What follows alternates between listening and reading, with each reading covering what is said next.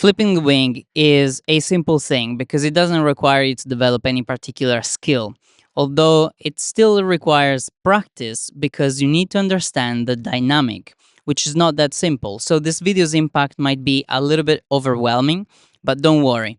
You'll just go through it, you'll get the gist of it, and then after practice, you'll be glad to be able to come back here where you know you'll find all the answers to how to flip it effortlessly and quickly every single time. Ready? Go. Everybody just get on down.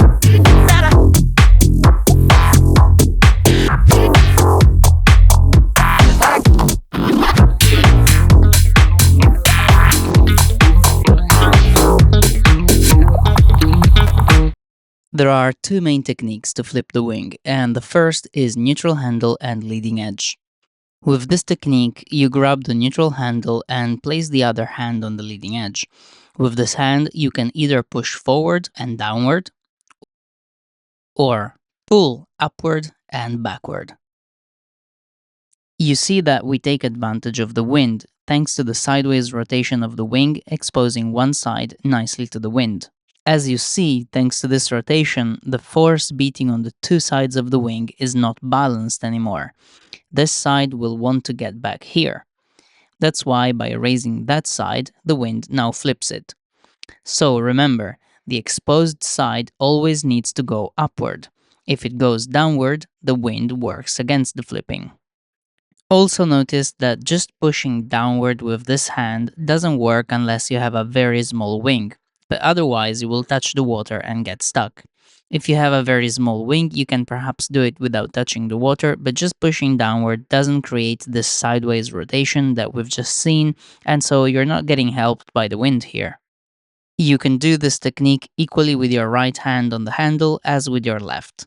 Whatever hand you place on the handle, the other hand can either push or pull on the leading edge to flip the wing.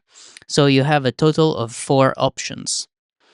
To choose between them, you simply have to see where the wind is coming and pick the one that's quicker to reach for you. But anyways, whatever hand you have on the leading edge, you can always use it to raise the side that you need to raise. This makes 2 of the 4 options we have sufficient to flip the wing in any situation. Hence, if you prefer, just pick your favorite hand on the neutral handle and learn the 2 motions to do with the leading edge hand. Notice that when this hand is pulling this side upward, this hand has an upper grip. Instead, when the leading edge hand is pushing, this hand has an under grip. Now, let's take a look at an important dynamic. When you try to do this for the first time on the board, you will see that pushing on the wing means that you're going to push also with your knees on the board. But you're not used to putting pressure on the board and keeping balance. So the less you press on it in this moment, the easier to avoid this kind of falls. So here comes a little trick for you. Normally, I always tell you to stabilize the wing as soon as you raise it out of the water, and yes, you should do that because any uncontrolled flapping takes away from your balance. But when we control the flapping, we can actually use it to our advantage. As the wing swings one way, it is charging to swing the other way. And if you take advantage of this momentum, you can greatly reduce the force you have to do on the wing and therefore also on the board. As you see, using the momentum of the flapping, you can also flip the wing with just one hand, as long as the wind is not too strong. So take a look, I'm stabilizing and then using the swing of the wing.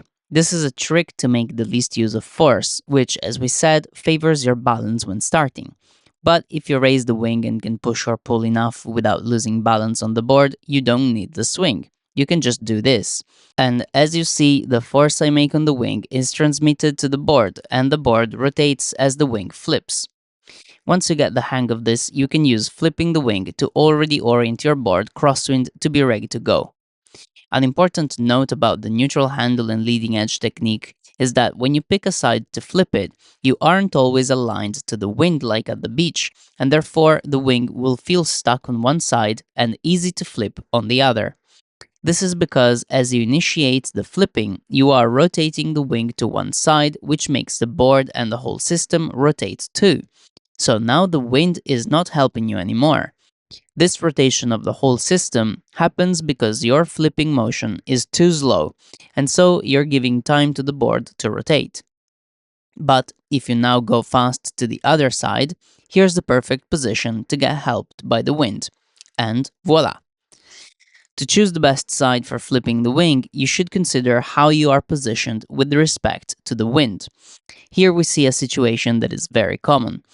She has her back exactly to the wind while the wing is a bit twisted, so this side is already well exposed to the wind, and we only need to raise it, keeping the other sides down to let it flip by the wind. And as she grabs it, you can see she changes that favorable angle a little bit, but it's still okay. And so you can see this tip is going up while this one is actually still in the water. And in this case, keeping water on this tip is actually very useful because it acts as a pivot point and makes the flipping easier. So, in cases like this, you can use the water that is resting on top of the wing to your advantage. In other cases, like this one, where the wing is perfectly aligned to the wind and has no water on top, you can flip it exactly how you learned on the beach.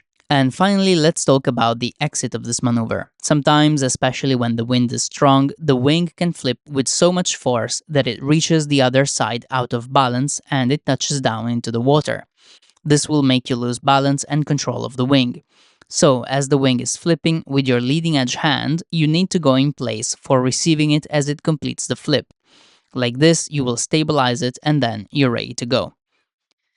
In this example instead, I go directly for the handle instead of the leading edge, but this works as well as a stabilization method, although this was a day of light wind. In a day of strong wind, I would probably go for the leading edge first. Now, let's take a look at the second method. Here you will move both hands on the leading edge until the curved part. Here you'll be able to lift the leading edge and let the wind do the job. Notice that for this method to work, you need to have the leading edge still towards the wind. So after you reach the curved part of the leading edge, make sure your wing is still placed correctly. Also, make sure that the tail of the wing is still in the water.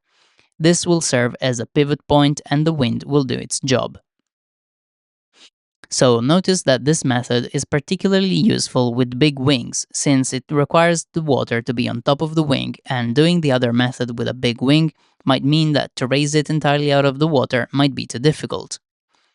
Notice that the exit of this maneuver also requires control of the wing, because if you let it go, it might flip again. So, hold the leading edge tightly and then shuffle back your hands to the neutral handle. And at this phase, make sure the wing isn't touching the water. If this tip now gets stuck, the wing will flip again. This method can also be executed in another variation. When reaching for the curved part of the leading edge, if you go this way, you'll turn the leading edge to the wind. But if you go the other way, you'll turn the trailing edge to the wind. In this case, you can lift the trailing edge and in most cases the wing will flip. But in this variation, it's a little bit more difficult to control the exit of the flip.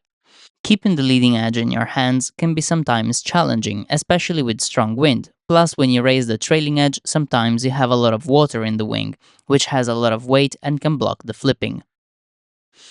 Cool, now you know the two main methods to flip it, and some of their variations too. But as you might have noticed, they both imply that you are with the wing downwind of you and with the leading edge facing your way. But when you fall, you don't always end up with the wing in this configuration. So here we see the wing falling and remaining with the trailing edge instead facing towards the rider. When this happens, you have to make the wing rotate like this under the leash, and there you go. Careful, because if you accidentally raise the trailing edge, the wind will enter underneath it and try to flip the wing, but your leash might get stuck like this. And this is not good for the trailing edge, you might even tear the wing. Another option you have in this case is to move the leash to the side of the tip and then use the technique of flipping from the tip, raising the trailing edge. The other special case is when you find yourself with the wing upwind of you. Here you have two options. Either you push the leading edge down aggressively to raise the trailing edge and have the wind flip it over your head, or you can lean on the leading edge gently to turn it into a pivot point and rotate back upwind of the wing. This is in fact probably how you got with the wing upwind of you in the first place. That's it. So try to master both methods and try to make them feel intuitive before you enter the water. I've seen so many students fighting and struggling, to flip the wing, that you could see then they didn't want to fall because they didn't want to go through the whole struggle again, right? And there are some days which is not too bad to flip the wing, but other days are real pain. So if you happen to go through one of those days, don't worry, just come back to the video, you'll find the answers you need. And then practice until it just feels like second nature to flip the wing. You understand the whole dynamic.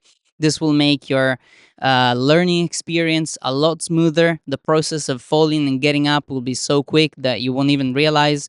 You'll be happy to fall. You have to be happy to fall because otherwise you can't try things out. And this will make everything way, way better. This video is part of a playlist called Technical Knowledge for Beginners, which is a support playlist for the beginner course, entirely available on this channel. So check description to check out all the videos. This is it for today. Have a great time and keep flying.